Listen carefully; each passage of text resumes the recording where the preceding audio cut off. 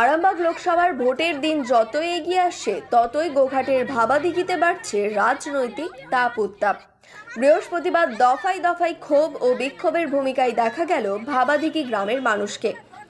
কখনো ভাবাদিঘি গ্রামের মানুষকে কটাক্ষ করার অভিযোগ তুলে তৃণমূল প্রার্থীর বিক্ষোভ দেখাতে দেখা যায়, আবার কখনো দিঘি জটের কারণে রেল লাইনের কাজে পরিদর্শনে আসা আধিকারিকদের ঘিরে ক্ষোভ উগরে দেয় আন্দোলনকারীরা।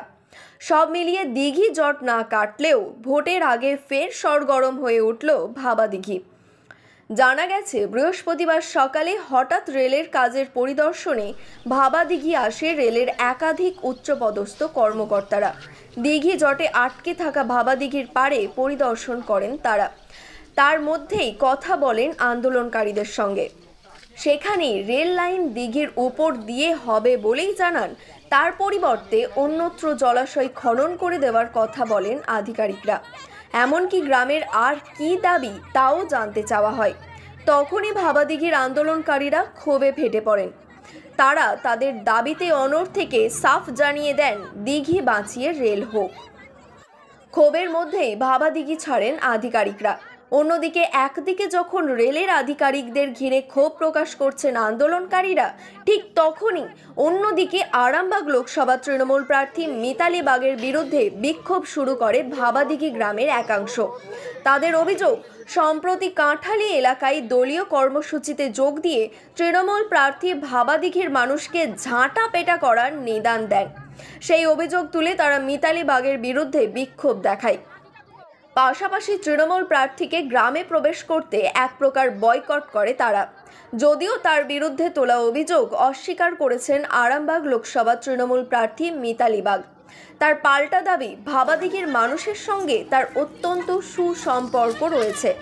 ওই এলাকার বিজেপির পঞ্চায়েত সমিতির সদস্য কৃষ্ণা রায় রাজনৈতিক উদ্দেশ্য প্রণোদিত কারণে তার বিরুদ্ধে মিথ্যা রটনার চেষ্টা করছে। সব মিলিয়ে ভাবাদিঘিতে দিঘি জট না কাটলেও বাড়ছে রাজনৈতিক পারদ।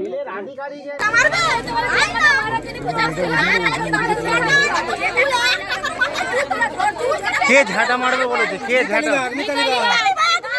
কি বলেছে?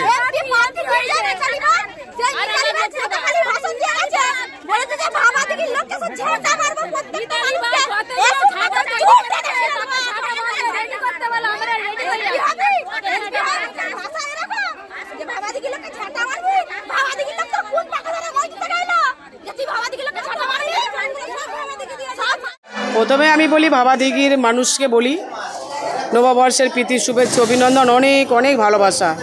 কারণ ভাবাদিঘির মায়েরা অত্যন্ত ভালো মানুষ, ভাবাদিঘির মানুষও অত্যন্ত ভালো মানুষ। ওখানে আমার অনেক বন্ধু আত্মীয় স্বজন পরিবার আছে, খুবই ভালো মানুষ। তবে যিনি বলেছেন বিষয়টা, আপনাদের মারফত আমি শুনলাম যে ওখানে প্রোগ্রাম করতে এসেছিলেন যে এমপি প্রার্থী মিতালি বাগ, অনেক মাইক বেঁধেছিলেন, ওই দিকে মুখ করে মাইকগুলো নাকি বেশি দেওয়া হয়েছিল। আর তারপরের বিষয়টা ওনারা যেটা বলেছেন, তো আমি লোকসভা কেন্দ্রের যখন ঘোষণা হলো তারপর থেকে একটা বিধি নিষেধের মধ্যে তো আমাকে চলতে হয় ভাই। পার্লামেন্টারি যে প্রোগ্রামগুলো থাকে সেগুলো একেবারে পারমিশন আকারে সহকারে পারমিশন নেওয়া হয়, এবং আমার সাথে এমসিসি থাকে। তার থেকেও বড় কথা হচ্ছে, আমি কোথায় আছি কি প্রোগ্রাম করছি তার লাইভ দিতে হয়। তো কাজে আমি এখন পর্যন্ত ওই যে জায়গার আপনারা নাম করছেন ওখানে আমার কোনো পার্লামেন্টারি প্রোগ্রাম এখন পর্যন্ত আমি পাইনি। আর যিনি বলছেন, মেনলি যিনি বিশেষ করে বলছেন চিৎকার করে যে মিতালি বাগ, তো এর আগেও ওনাদের যে সবথেকে বড় নেতা, বড় যে গদ্দার, তিনি মিতালি করে চিরকুটের নিয়ে অনেক প্রশ্ন, অনেক কাদা লাগানোর চেষ্টা করেছিলেন।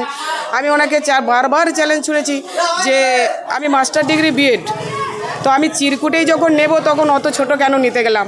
আমার বাবা কেন বলল তুই অন্য কোথাও নিতে হবে না, তুই ICDSটাই নে? আমার 4 ভাই বোন সবাই শিক্ষিত। তো সেক্ষেত্রে সেইটাও কিন্তু প্রমাণ করতে উনি এখনও পারেননি। ওনারা যাকে সবথেকে বড় মাপের বলে মনে করেন, সবথেকে যিনি এখন গদ্দার মানুষ, তেনাকে আমি চ্যালেঞ্জ ছুড়েছি, তিনি কিছু প্রমাণ করতে এখনও পারেনি আমার সম্পর্কে। আমি একজন নিচু জাতের মহিলা, এবং এর আগেও আমি বলেছি কোনো নিচু সম্প্রদায়ের মানুষকে ওনারা ছেড়ে কথা বলছেন না। আজকে দেখুন ভারতবর্ষের রাষ্ট্রপতি দ্রৌপদী মুর্মু তিনি পদে গেছেন, তাকে পদে বসানো হয়েছে। যখন পদটাতে যাওয়া নিয়ে জানা হলো সংসদ ভবনে, তাকে কিভাবে শুদ্ধিকরণ করে নিয়ে জানা হলো? এটা কোন কালচার?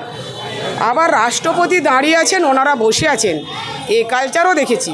আর এখানে কে বললেন? তিনি হচ্ছেন গোঘাট 1 নম্বর ব্লকে পঞ্চায়েত সমিতির সদস্য কৃষ্ণা রায় বলছেন। তিনি কোন দলের মানুষ? তিনি সাম্প্রদায়িক দলের মানুষ, তিনি বিজেপির। তার মানে এই আমি বারবার ওনাকে বলছি, দিদি আপনি আমার থেকে বয়সে বড়, আপনি সম্মানে বড়। আমি যে বার্তা আপনাকে দিয়েছি ভাবাদিঘির উদ্দেশ্যে, আপনারা সেই ফুটেজটা একটু দেখিয়ে দেন জনসম্মুখে, তাহলেই দুধ কা দুধ পানি কা পানি। ওদিকে শুভেন্দু আমার চিরকুট নিয়ে ব্যস্ত, আপনি আবার ফুটেজ নিয়ে ব্যস্ত। আপনারা দুজনে ব্যস্ততার মাঝে দুজনেই আমাকে প্রমাণ করুন, একদিকে ভিডিও ফুটেজ, একদিকে চিরকুটের ফুটেজ। ওটা জনসম্মুখে তুলে ধরলে আমার মনে হয় বেশি ভালো। কিন্তু দুর্নীতি বলে দিলেই ভাই দুর্নীতি নয়, আর আমি কাউকে মারতে গেছি বলে দিলেই কিন্তু মেরে ফেললাম কথা বলেছি, এটা বলেছি, এটাও কিন্তু নয়। তার মানে এটুকু আজকে পরিষ্কার যে কতটা ভয় পেয়েছি। আমি একটা সাধারণ পরিবারের মেয়ে, একেবারে খেটে খাওয়া করে, কোনো দিন ভাই আধ পেটা জুটে তো জুটেই নেই, গেড়ি গুগলি খেয়ে উঠে আসে আমি মানুষ।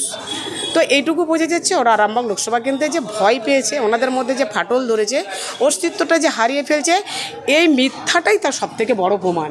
আর মিথ্যা সত্যমেব জয়তে, সত্যের জয় হয় ধর্মের জয়। সময়ের অপেক্ষায় থাকুন, সত্যমেব জয়তে, আবারও বলছি।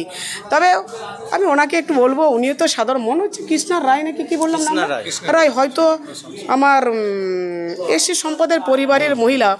আজকে এসসি এসটি সম্প্রদায়ের মহিলাদেরকে সাম্প্রদায়িক নামক দলটা যেভাবে ব্যবহার করছেন, উনি একদিন কিন্তু বুঝতে পারবেন কিভাবে ব্যবহার করছে।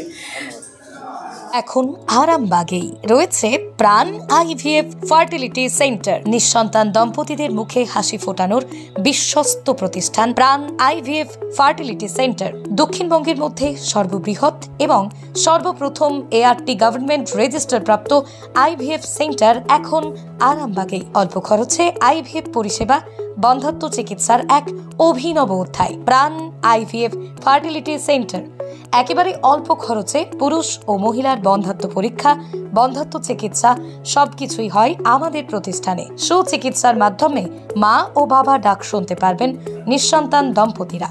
তাহলে আর দেরি কেন? আজই যোগাযোগ করুন প্রাণ আইভিএফ ফার্টিলিটি সেন্টারে। ঠিকানা বসন্তপুর, আমতলা, 2 নম্বর রেলগেট, আরামবাগ, হুগলি। যোগাযোগ নম্বর 7865858781 অথবা যোগাযোগ করুন 7908098172 এই নম্বরে।